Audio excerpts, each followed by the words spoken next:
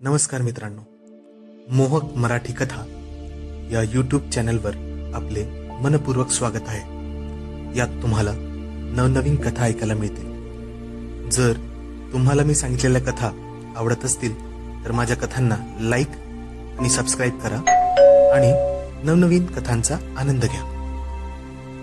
नमस्कार मित्रांनो, आज मी तुमच्यासाठी एक नवीन स्टोरी घेऊन आलोय। ही गोष्ट शालूची आहे।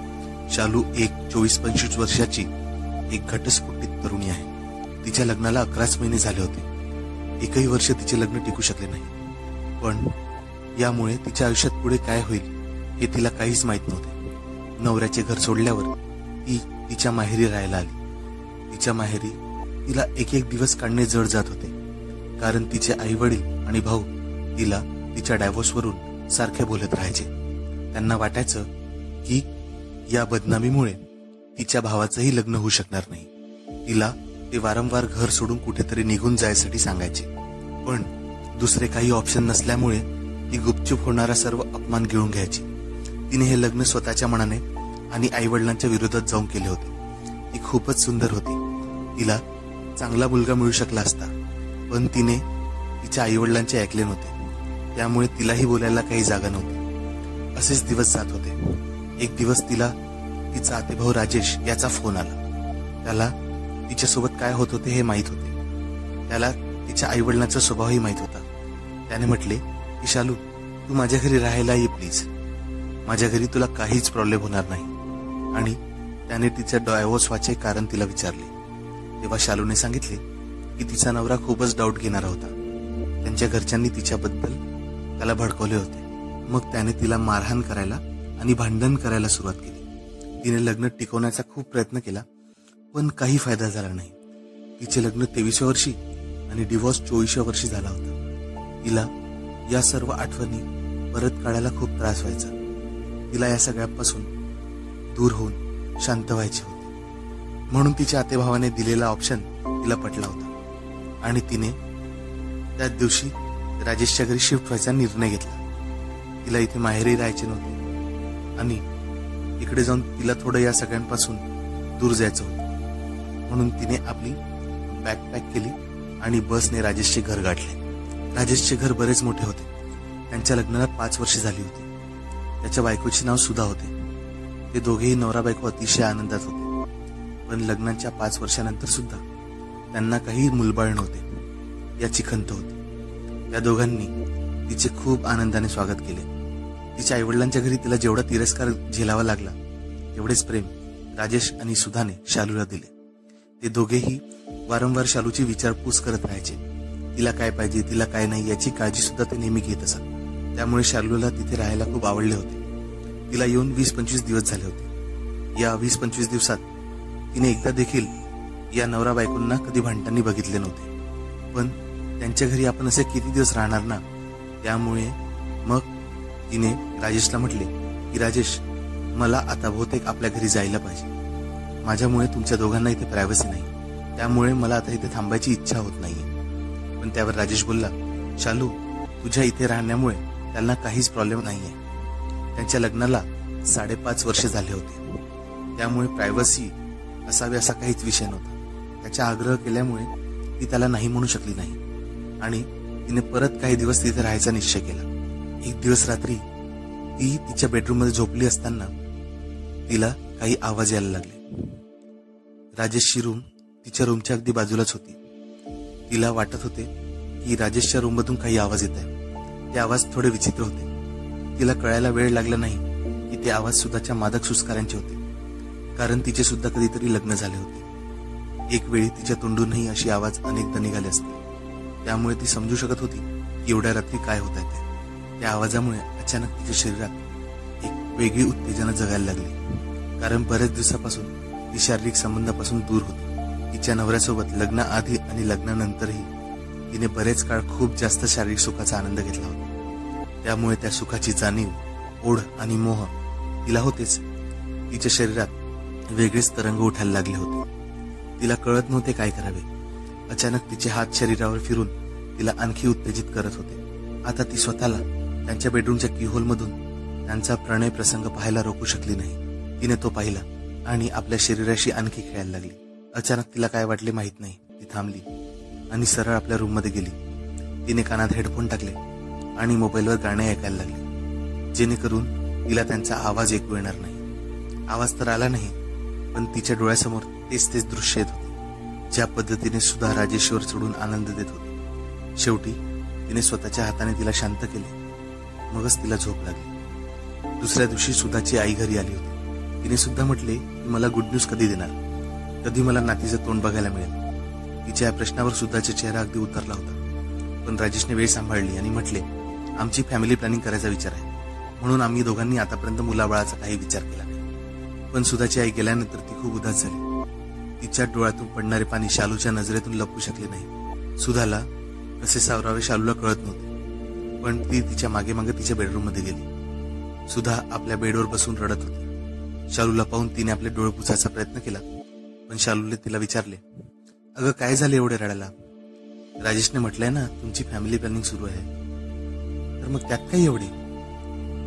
शालूचे बोलणे ऐकून सुधा अधिकच रडायला लागली आणि तिच्या खांद्यावर डोके ठेवून तिला सगळी हकीकत सांगायला लागली. शालूताई, तुम्ही माझ्या मैत्रिणीसारख्या आहात. मला तुमच्यापासून काही लपायचे नाही, म्हणून मी तुम्हाला सांगते, ही गोष्ट कुणालाच सांगू नका. शालूने नाही म्हणून तिला प्रॉमिस केली आणि म्हणाले की तीही सुधाला मैत्रिणीसारखीच समजते आणि सुधा तिच्यासोबत कोणतीही गोष्ट शेअर करू शकते. तिच्या या बोलण्यानंतर सुधा थोडी नॉर्मल झाली आणि आपली हकीकत सांगायला लागली.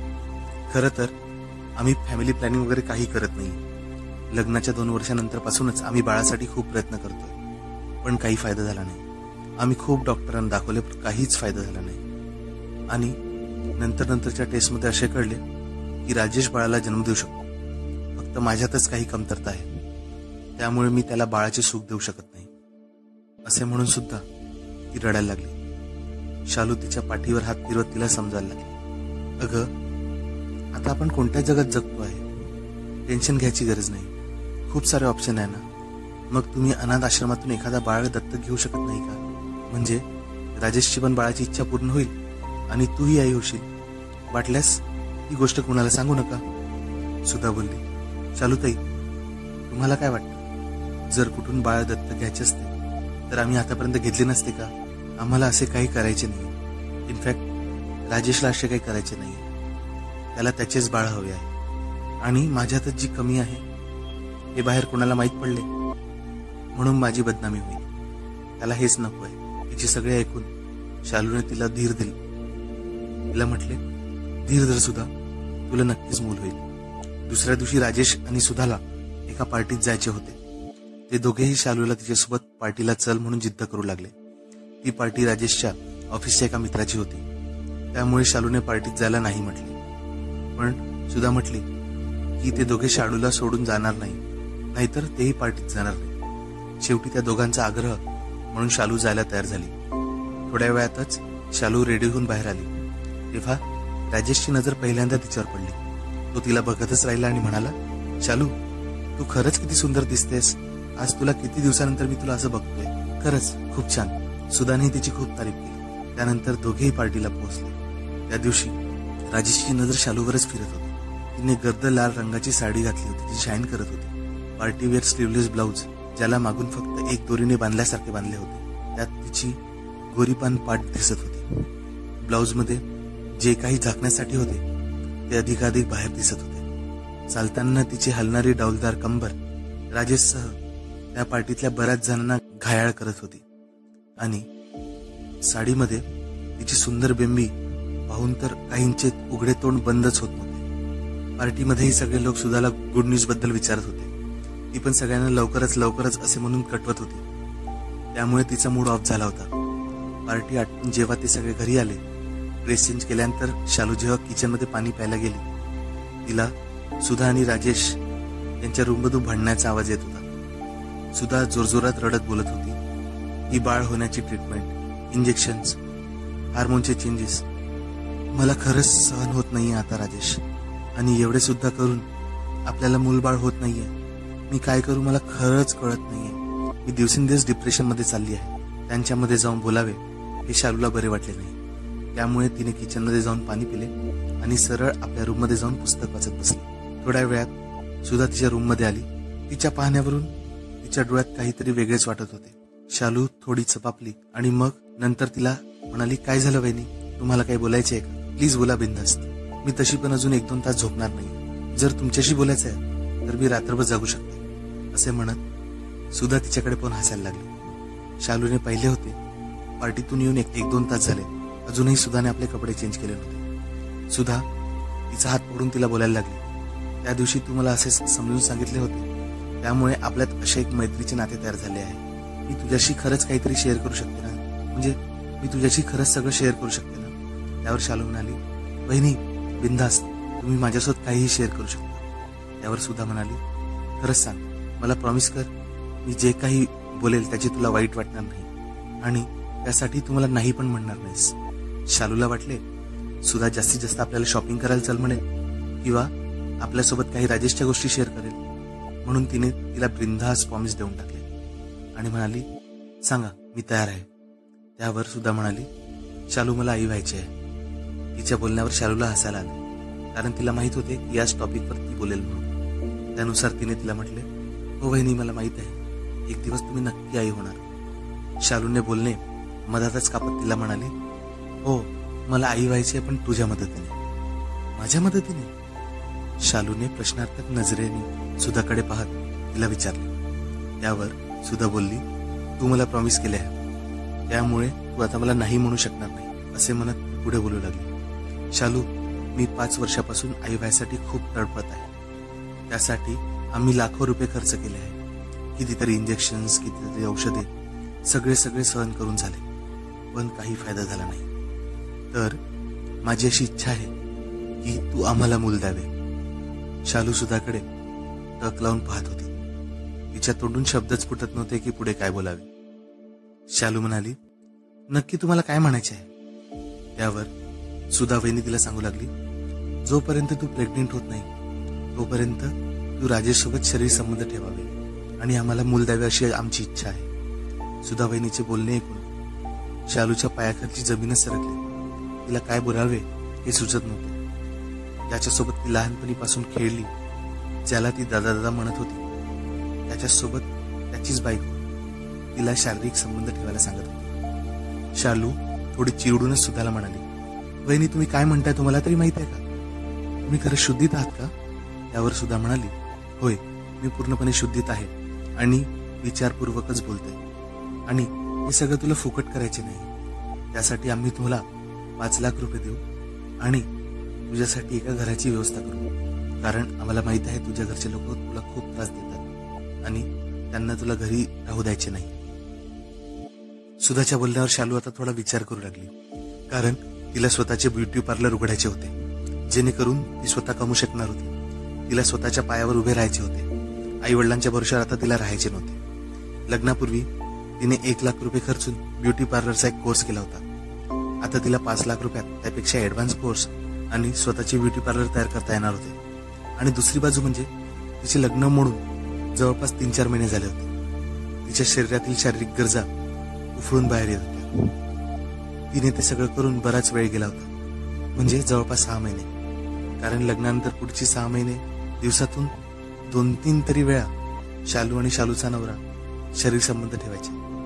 आणि अचानक झालेल्या भांडणांमुळे आता सगळं संपलं होतं. त्यामुळे तिला जी सवय लागली होती तिचा कंड काही मिटत नव्हता.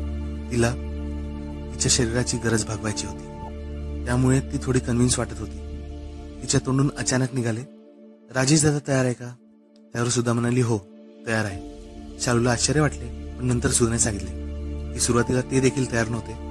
मग मीच त्याला याबद्दल अधिक चांगल्याने समजून सांगितल्याने ते तयार झाले. आता त्यांनाही पडले. शालूला आता कळून चुकले होते, म्हणूनच राजेशची नजर तिला पार्टीमध्ये थोडी वेगळी वाटली होती. त्याचे लक्ष संपूर्ण तिच्या शरीरावर फिरत होते, कारण शालूबद्दल त्याच्या मनात काही शारीरिक आणि कामुक आकर्षण तयार झाले होते. त्यानंतर सुधा तिला तिच्या बेडरूममध्ये घेऊन गेली.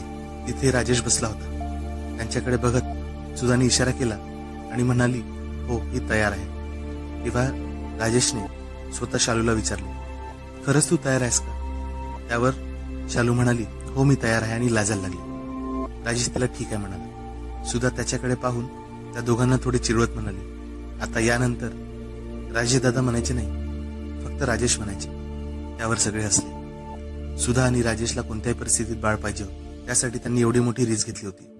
शालूचे वयही आता जवळपास 24 वर्ष झाले होते. सुधा आणि राजेश काही वर्षांनी तिच्यापेक्षा मोठे होते. शालूला माहीत नव्हते की यानंतर ती कधी लग्न करणार की नाही. जर ती राजेश आणि सुधाची मदत करू शकली तर काय हरकत आहे ना.